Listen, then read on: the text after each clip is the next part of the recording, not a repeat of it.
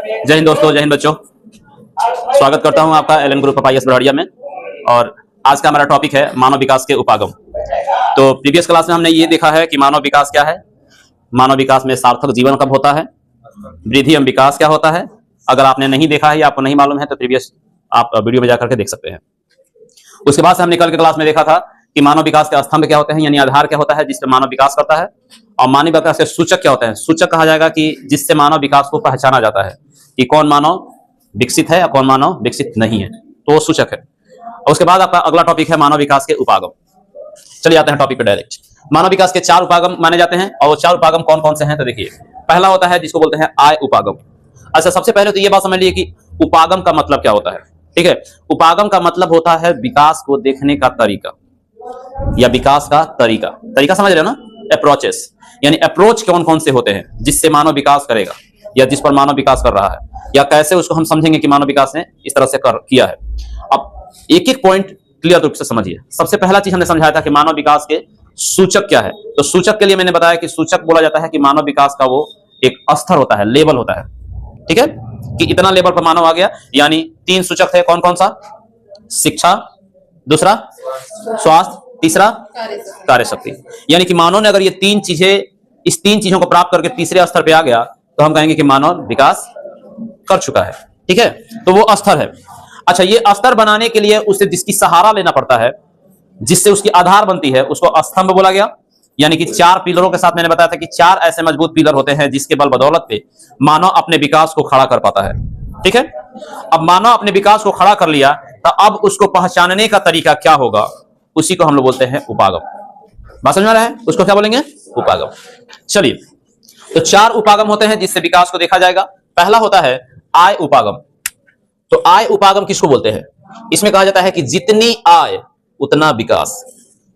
यह हमारे मानव विकास को विकसित करने का तरीका है। आय उपागम क्या कहता है कि जितनी आय उतना क्या होगा? विकास होगा। पैसा है, वृद्धि होगा, विकास होगा। पैसा है, वृद्धि होगा, विकास होगा। पैसा का मतलब, आय का मतलब होता है पैसा ही। आय का मतलब क्या होता है? पैसा। पैसा कहां से आएगा? रोजगार से आएगा, कार्यशक्ति से आएगा, शिक्षा से। अगर आप अच्छे शिक्षित हैं तो उससे आप पैसा ला सकते हैं। तो जितना आय लाएंगे उतना आप अपने विकास को बढ़ावा दे सकते हैं। तो इसलिए आय उपागम में कहा गया कि जितनी आय उतना विकास। दूसरा है कल्याण उपागम। कल्याण उपागम मतलब है कि सरकार गरीबों को मदद करे। अगर हम चाहते हैं कि हमारे क्षेत्र में मानव विकास करे तो उसके लिए सरकार को चाहिए कि वो गरीबों की मदद करे। किस चीज के लिए? शिक्षा और स्वास्थ्य के लिए। तो शिक्षा और स्वास्थ्य रहेगा तो मानव विकास कर सकेगा। तो ये हमारा दूसरा उपागम होता है जिसको हम बोलते हैं कल्याण उपागम, जिसमें सरकार मदद करती है शिक्षा और स्वास्थ्य के लिए। ठीक है, आप देख लीजिए, सरकारी स्कूल, सरकारी अस्पताल सरकार नहीं खोला है ना। किस लिए खोला है? ताकि मानव के स्तर को हम बढ़ा सके, उसके जीवन प्रत्याशा को हम बढ़ा सके, उसको शिक्षित कर सके, ताकि देश दुनिया में और हमारे देश की तरक्की में वो आगे बढ़े। जब वो बढ़ेंगे तो हमारा देश आगे बढ़ेगा। ठीक है, इसलिए कल्याण उपागम लाया गया। तीसरा होता है आधारभूत आवश्यकता उपागम। अब यहां समझिएगा, आधारभूत का मतलब होता है कि किसी भी मानव का मूलभूत आवश्यकता। तो हमारी मूलभूत यानी हमारी सबसे जरूरी चीजें हमारे लिए क्या क्या होनी चाहिए।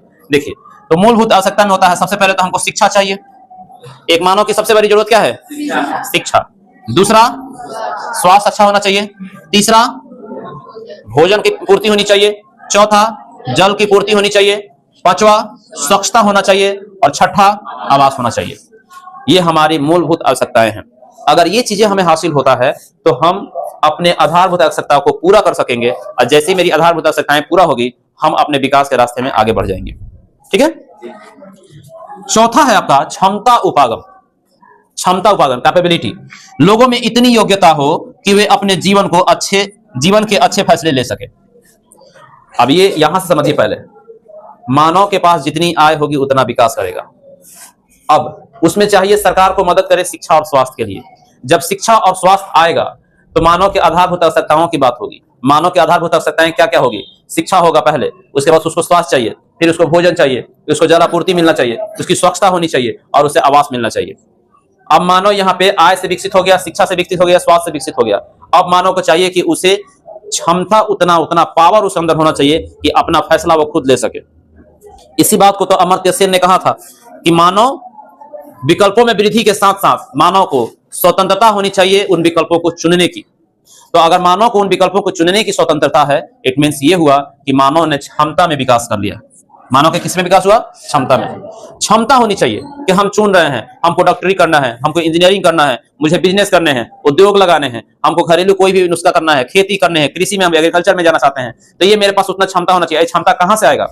जब आपके पास स्किल्स होगा, आपके पास स्वास्थ्य होगा, आपके पास आय होगा। अगर ये सब चीजें हमारे पास होगा तो मेरे अंदर वो क्षमता है कि मैं किसी फील्ड को चूज कर सकूं। ठीक है, तो जब मानव अपने द्वारा अपना फैसला खुद लेता है तो उसको बोलते हैं क्षमता उपागम। अब यहां बात समझिए, मानव विकास के 4 उपागम ये कहता है कि मानव विकास का तरीका कैसे होना चाहिए, यानी कि हमें विकसित होना है तो इन 4 उपागमों की तरफ काम करना पड़ेगा। इन्हीं 4 उपागमों की तरह काम करना पड़ेगा। अगर इन 4 उपागमों की तरह हम काम करेंगे तो हम मानव विकास के 3 सूचक को प्राप्त करेंगे। मानव विकास के 3 सूचक को क्या करेंगे? प्राप्त करेंगे। अब मानव विकास के सूचक को प्राप्त करेंगे, उसके लिए हम 4 ऐसे खंभे या पिलर के साथ मानव विकास को उठाएंगे। और वो 4 खंभे या पिलर क्या होते हैं? मानव विकास के 4 स्तंभ होते हैं। शॉर्ट में आपको यहां समझा दे। देखिए, एक मानव विकास के लिए उसका डेफिनेशन क्या होना चाहिए? अच्छी शिक्षा होनी चाहिए, अच्छा स्वास्थ्य होना चाहिए, अच्छी आय होना चाहिए, तब जाकर के मानव विकास करेगा। ठीक है, क्या क्या होना चाहिए? अच्छी शिक्षा, अच्छे स्वास्थ्य, अच्छी आय, उसके बाद क्या होगा? मानव विकास करेगा। ठीक है, तो एक मानव को डेवलप करने के लिए, यानी एक ह्यूमंस को डेवलप करने के लिए हमें एजुकेशन बेहतर मिलना चाहिए, हेल्थ अच्छा होना चाहिए, इनकम अच्छा होना चाहिए, तब जाकर वो ह्यूमन डेवलप कर सकेगा। ठीक है, अब यहां हमने बहुत देखे हैं कि कुछ स्टूडेंट ऐसे होते हैं कि बीच बीच में पढ़ते पढ़ते कंफ्यूज हो जाते हैं कि सूचक क्या है, उपागम क्या है, स्तंभ क्या है, सूचकांक क्या है। थोड़ा सा क्लियर कर दूं यहाँ पे। देखिएगा, इस मानव विकास की अवधारणा आप जानते हैं कि डॉक्टर महबूबुल हक ने दिया था, और उन्होंने कहा था कि मानव के विकल्पों में वृद्धि की जाए। पैसा कमाना ये सिर्फ विकास नहीं कहलाता है। उन पैसों के साथ साथ आप अपने जरूरत की चीजों का आधारभूत आवश्यकताओं को पूरा कर लें, तब आप विकसित होने जाते हैं। अमर्त्य सेन ने कहा था कि विकल्प तो ठीक है, लेकिन उन विकल्पों के चुनने की स्वतंत्रता, चुनने की क्षमता, चुनने की आजादी भी उनमें होनी चाहिए, तब जाके एक मानव विकास करता है। ठीक है, तो अब देखो, तो उन विकास के लिए क्या क्या स्तर हुआ है? कहा जाता है कि सूचक जो है, सूचक ये मानव के विकास के स्तर को बताता है। स्तर मतलब लेवल, मानव विकास के लेवल को बताता है। कौन? सूचक। सूचक से समझ में आ रहा है कि ये सूचित करता है, सीधा इंडिकेट कर रहा है, आपको इंडिकेट करता है कि हाँ आपके पास क्या है और क्या नहीं है। उसके बाद इन सूचकों को देखने में सबसे पहले मानव विकास के लिए आधार जो बनता है उसे स्तंभ कहा जाता है। तो मानव विकास के आधार कहें या मानव विकास का स्तंभ कहें, वो कितने हैं? 4 है। मैंने 4 आपको स्तंभ बताया था, याद है आपको? और इन स्तंभों के लिए जो तरीका होता है, ये तो है कि विकास पहचाना जाएगा, ये है जिस पे विकास आपका खड़ा होगा। और इन खड़ा होने के लिए जिस तरीके का इस्तेमाल आप करते हैं, उसको ही हम बोलते हैं उपागम। क्लियर हुआ? उसको क्या बोलते हैं? उपागम। एक शब्द आएगा जो अगले क्लास में मैं डिस्कस करूंगा, वो है सूचकांक। सूचकांक थोड़ा सा शॉर्ट में बता देता हूं इसके बारे में। सूचक कितने हैं? सूचक कितने हैं? 3। कौन कौन सा है? शिक्षा है, दूसरा स्वास्थ्य है, तीसरा आय है या कार्य शक्ति बोलते हैं इसको, आय है या कार्य शक्ति बोलेंगे इसको। ये सूचक है। आज जब इन तीनों को मिला करके मापेंगे तो सूचकांक बनता है। सूचक से यहां पे 3 है तो अलग अलग सूचक है। ये शिक्षा एक सूचक है, स्वास्थ्य एक सूचक है, कार्य शक्ति या आय एक सूचक है। आज जब इन सब सूचकों को मिला देंगे तो वही क्या बन जाता है? सूचकांक। अब सूचकांक बना करके एक नंबर निकलता है, यानी कि 3 नंबरों को, यहां 3 नंबरों को मिला करके फिर एक ही नंबर किया जाता है, और वहां से मानव विकास के नंबर दिए जाते हैं या मानव विकास का स्तर को मापा जाता है। तो जिस वैल्यू पे मापा जाता है वो वैल्यू रखा गया 0 से 1 के बीच में।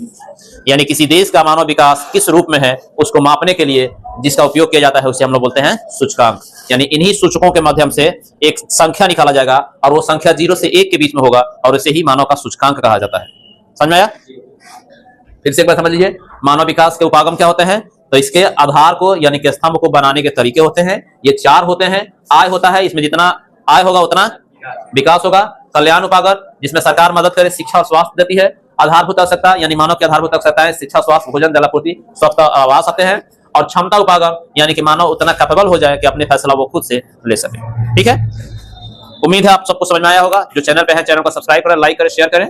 और अगर कोई किसी तरह का दिक्कत है तो आप नीचे कमेंट सेक्शन में आकर के उसका डाउट आप लिख सकते हैं। मिलते हैं तब तक एक नए वीडियो के साथ, तब तक के लिए जय हिंद।